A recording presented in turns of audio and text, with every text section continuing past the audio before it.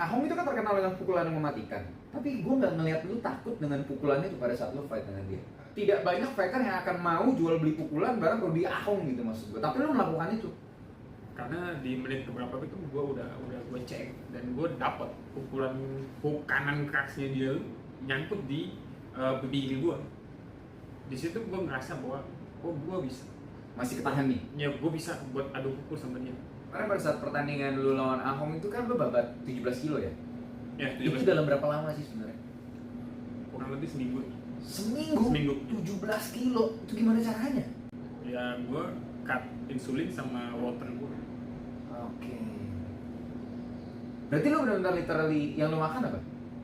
Gak ada. Lemasnya tuh benar-benar lemas. Jadi lu cuman memang masukannya cuman asupan energi lu, karbonya pun Gak ada sama sekali. nggak ada sama sekali. Lambung gue tuh memang mengkerut banget. Minta ampun. Dapat akhirnya 1 minggu 17 kilo. Dapet. Halo fans, ketemu lagi barengan gue Ramadan. Hari ini kita punya tamu spesial, the one and only Alex Monster. Boom. Welcome bro.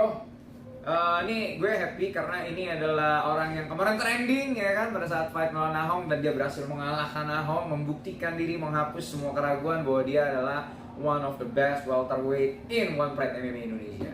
Goks. Dan yang menyenangkan adalah karena dia merupakan fighter pertama yang datang ke studio yang ini.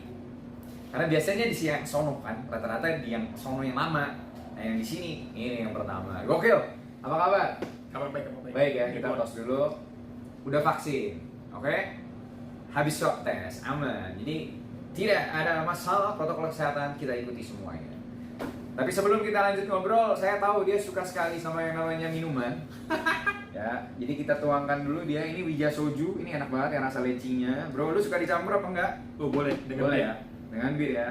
Dan bir favorit gue Pros Bir. Jadi udah tepat sekali udah Pros Iya. sama Wija. Jadi boleh gue langsung. Boleh sih, kita cheers dulu bro. Kalau gue udah tuang dari tadi. The best. Gokil. Enak. Enak banget. Nah ya, berarti boleh lah. Bos Eko, silakan di endorse kok. Ibu Kim, mau? Ibu Yeni silakan endorse. Ditunggu. Ditunggu. Siap diposting ya. Siap. Ini fighter pemabuk, ini Conor McGregor Indonesia berarti. By the way, Lek, sebenarnya menarik. Menariknya adalah gini. Kemarin pada saat pertandingan lu lawan Ahong itu kan lu babat 17 kilo ya? Ya, Itu dalam berapa lama sih sebenarnya? kurang lebih seminggu. Seminggu? 17 kilo. Itu gimana caranya? Ya gue cut insulin sama water gue. Oke. Berarti lu benar-benar literally yang lu makan apa? Gak ada. Lemasnya tuh benar-benar lemas. Jadi lu cuman memang masukannya cuman asupan energi lu, karbonya pun Gak ada sama sekali. nggak ada sama sekali. Lambung gue tuh memang mengkerut banget. Minta ampun. Dapat akhirnya 1 minggu 17 kilo. Dapet. Darren Till aja waktu itu digotong-gotong dari ruang sauna keluar waktu dia babat 5 kilo dalam 7 jam. Itu ya kayak orang mau mati. Anjing, 5 kilo udah 7 jam tuh gede banget. Iya, karena waktu itu dia bablas, terus dia sauna selama 7 jam sampai digotong-gotong sama timnya keluar. Tapi kalau bilang 5 kilo 7 jam, gue ngalamin. Soalnya waktu sebelum, gue nggak 7 jam sih, mungkin 12 jam. Soalnya pagi itu gue masih over 5 kilo. Pagi itu masih over 5 Iya, kilo. over 5 kilo sebelum week-in malamnya. Ah. Jadi pas waktu week-in itu gue masuk, tapi paginya gue masih over 5 kilo. Malamnya dapat? Malamnya dapet. Itu ngapain aja lu? Gue jogging, dikasih setoran, terus padding, habis padding skipping masih sisa 3 kiloan. Gue tidur di bawah selimut, AC-nya dihidupin besar. Oh, oke. Jadi gue buang air kecil. Pas waktu mau ke tempat timbang, gue makan permen karet, buang ludah. Akhirnya gue masuk. Iya, andeknya Berat. cuma andek 1 ons doang. Berarti cuma 0,1 kilogram. Iya, 1. Pas. Gokil. Edan. Dan gue denger Ahong juga cut, cuma Ahong cutnya nggak sebanyak dia. Ahong cut tuh 12 kilo, dia cut 17 kilo. Gila. Gokil. Guys, jadi fighter tuh nggak gampang. Nggak gampang. Kalau lu kerjaannya cuma bisa ngatain fighter, ngebully fighter, komen-komen nggak jelas, lu mendingan datang ke sini berantem langsung sama fighternya. Gua Buktiin sebenarnya- kalau lu emang jago. Jangan jadi netizen nyampah doang. Bener. Ya kan? Kebanyakan netizen kan nyampah doang, ngerti juga enggak. Iya. Cuman ngomong nggak jelas. Kalau lu ke corner minumnya lain kali aqua ya, jangan Amer, mabuk jadi ronde kedua mabuk katanya. Kurang ajar. Bro, lu nggak tahu di beban kelas welterweight ya, jadi 70 kg ke atas itu tuh sudah pasti bobot massa otot tuh besar. Jadi stamina endurance tuh sangat wajar. Nggak di one peraturan UFC juga gitu. Lu nonton Luke Rockhold waktu lawan Michael Bisping kalau nggak salah. Enggak yang dia lama banget waktu lawan siapa gue lupa. Itu sampai ditontonnya yang mirip waktu Ahong lawan Alex Monster. Mabok. Iya, karena memang berat badan sebesar itu untuk bertarung selama itu memang sulit, bukan hal yang gampang. Jadi jangan nyinyir aja kerjaannya, ya. Pokoknya memang belain pokoknya. Terus, target tuh berikutnya di One Fight apa? Gue kayaknya 1 kali contender mungkin ya. Contender atau pemanas sekali lagi baru contender. Paling rush. Iya, pengennya sih seperti itu sih dalam bulan ini atau bulan depan atau pengennya sih segitu sih. Pengennya ya intinya kontender artinya lu tetap aiming for the belt, lu tetap benar-benar ngejar sabuk juara sebenarnya. Kalau ngejar sih gimana ya, kalau bilang ngejar sih kayaknya nggak begitu ya, cuman ya siapa sih yang nggak mau ada di posisi teratas. Betul. Iya. Dan seiring perjalanan waktu terus berkembang. Iya Ya benar. kan Alex Munster yang sekarang, kalau kita lihat sama Alex Munster awal-awal, Alex Munster yang sekarang jauh lebih matang. Amin. Ya kan? Luar biasa. Kelihatan ground skill-nya lebih gitu kan. Kemudian kedewasaannya gitu, fight IQ-nya mengambil keputusan di octagon-nya tuh kelihatan lebih matang sekarang dibanding dulu.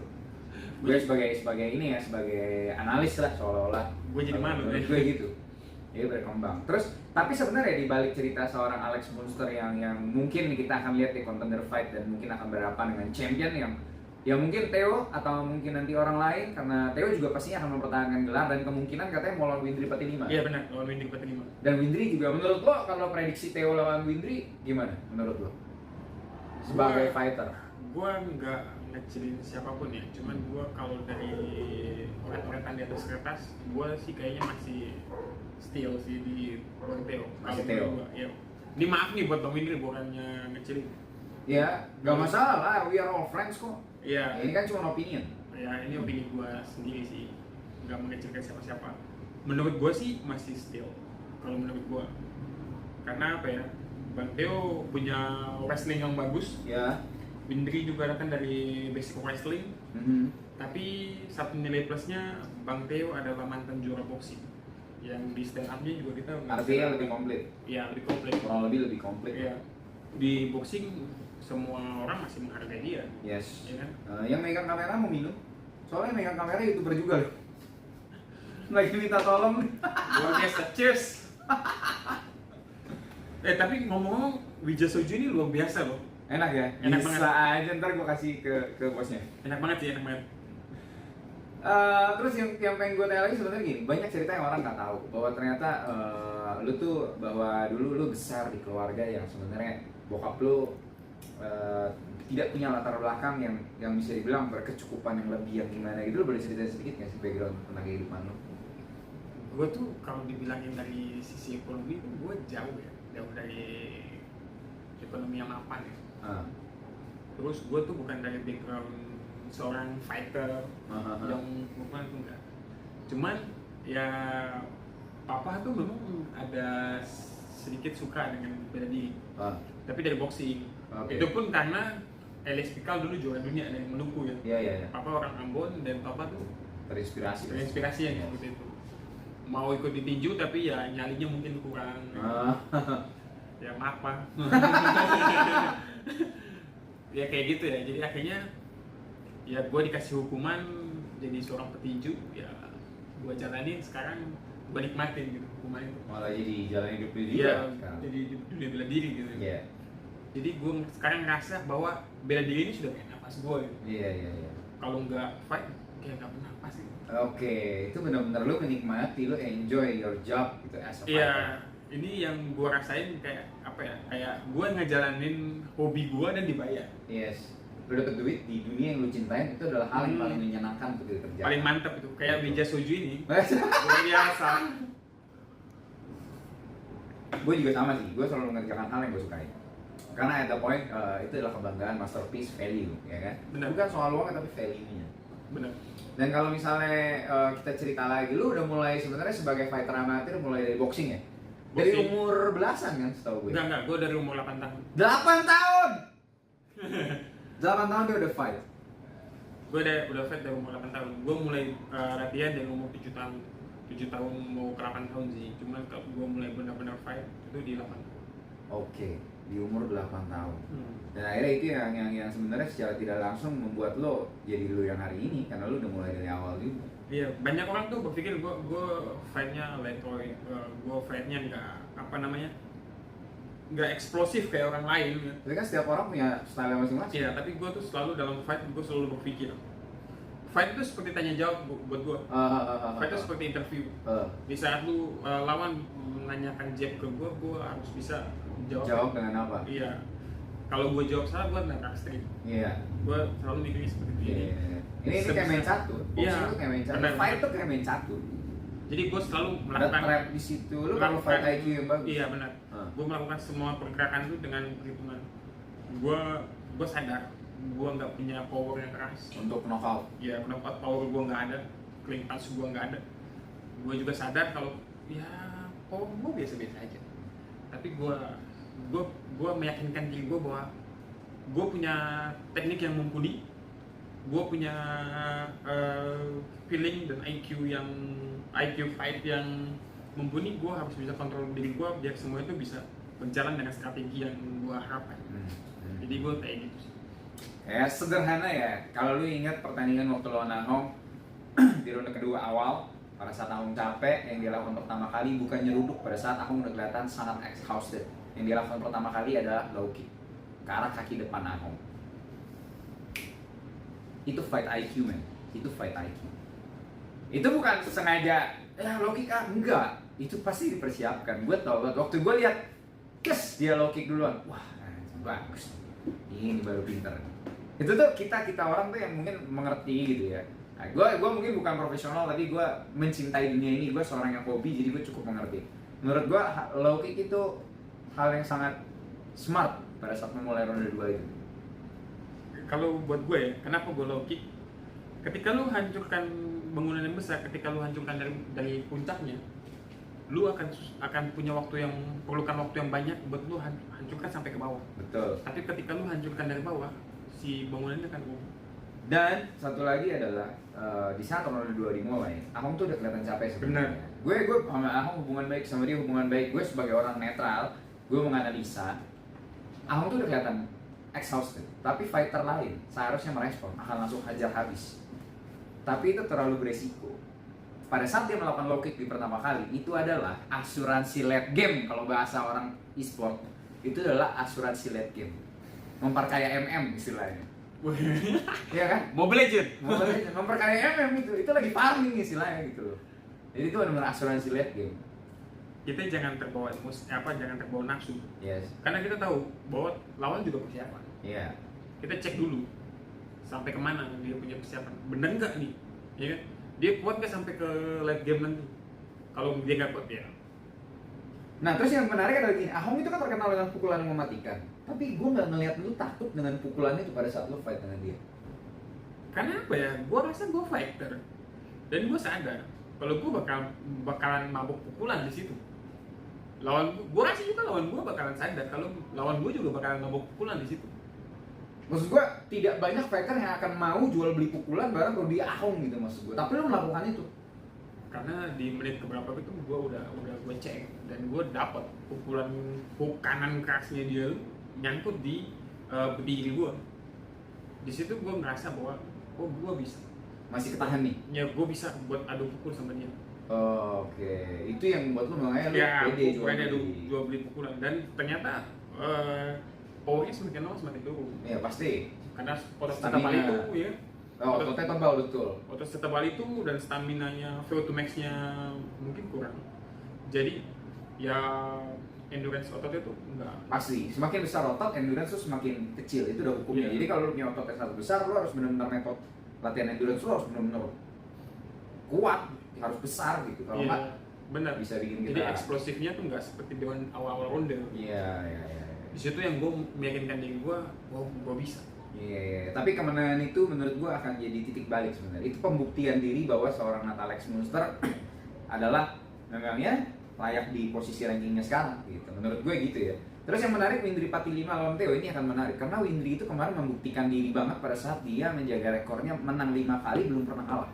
Dan di kemenangan kelima dia tampil sangat amat meyakinkan kalau menurut gue. Lawan Sarwo Edisam. Gue lupa lawannya meskipun gue yang bawain fight. Maaf gue karena banyak banget kan bawain fight jadi kadang-kadang gue lupa. Cuman gue ingat Windri terlihat sangat meyakinkan. Iya, dia lawan Sarwo Edisam, dia menang di ronde pertama kalau nggak salah ya. Itu luar biasa sih. Sarwo Edisam itu basic karate dengan skill fight yang statis, bergerak, maju mundur, keluar masuk. Iya karate. Iya. Itu dan Windri memenangkan fight itu dengan Sarwo itu tanpa perlawanan sama sekali. Seakan-akan mati akal. Iya. Itu Dia membuktikan diri banget lah di game itu bahwa dia pada saat itu gue merasa langsung kayak oh divisi ini bukan 4 orang lagi, divisi ini 5 orang. Iya, gue juga ngerasa gitu. Wah, ternyata yang dari tadi yang harusnya gue wanti-wanti itu 3 orang di atas ini ternyata Ada satu lagi nih ternyata. Ada satu lagi nih yang gila nih. Ya, jadi gue ngerasa kayak ternyata kelas welter ini dihuni Sama satu semua nih. Iya betul. Kelas welter adalah kelas yang paling menarik di One Track menurut gue pribadi.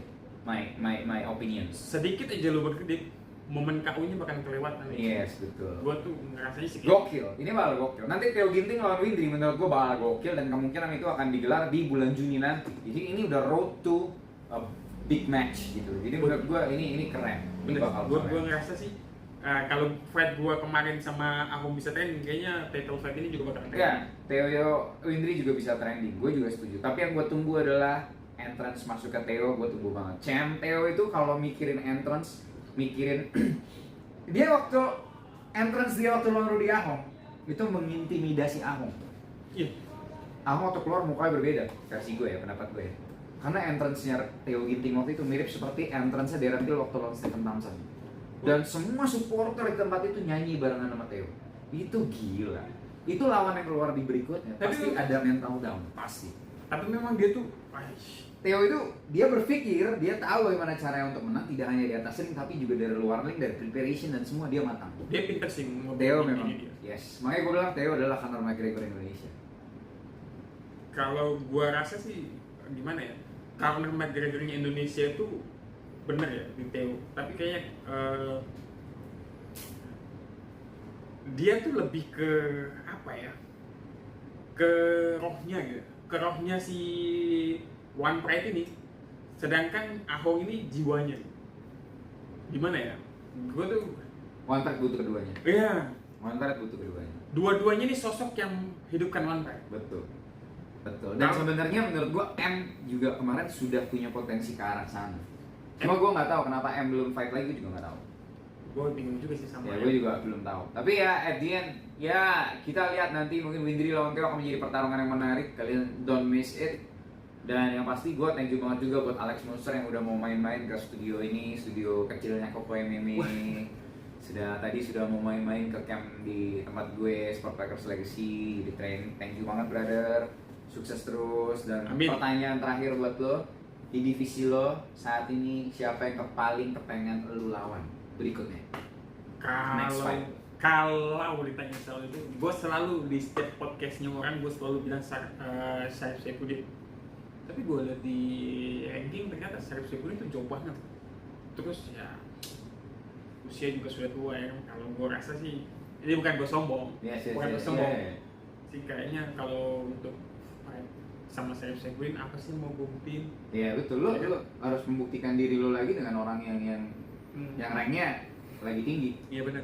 Gue rasanya kayaknya apa sih yang kayaknya gue rasa yang Soalnya susah juga. Theo lu udah, Ahong lu udah, M lu udah. Enggak. Windri sekarang Theo belum, Bang Theo belum. oh iya Theo belum. Belum. Waktu itu lo sempet kontender mau lawan Theo tapi belum. Iya belum.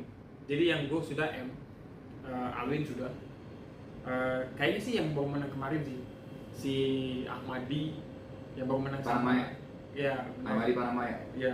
Gua Kayaknya rasa sih. Ya boleh juga sih. Lo lawan Ahmadi Paramaya atau ya mungkin bisa untuk kontender atau untuk ring rush. Dan gue rasa kalau dia menang lagi sekali lagi udah cukup untuk membuktikan bahwa next Theo setelah misalnya lawan siapapun pemenang antara Theo dan Windri, gue rasa Alex cukup pantas sih sebenarnya untuk bisa langsung ke title kalau lo menang lagi satu fight lagi. Amin. Menurut gue ya, oke, well it sounds good. Thank you banget sekali lagi bro. Siap. Thank you banget buat waktunya. Guys, jangan lupa juga buat follow Instagramnya Alex Monster. Willem_monster. Willem_monster. Dan jangan L-nya satu aja. L-nya satu aja. Gak usah dua. Dan jangan lupa buat follow Steven apa? Steven Liu. Terima kasih karena dia yang megangin handphone. Ya, terima kasih. Sini handphonenya. Sini. Terima kasih, brother. Sudah dibantuin ya, terima kasih. Gila. Mantap. Thank you, kok. See ya, guys. Yuk, bye.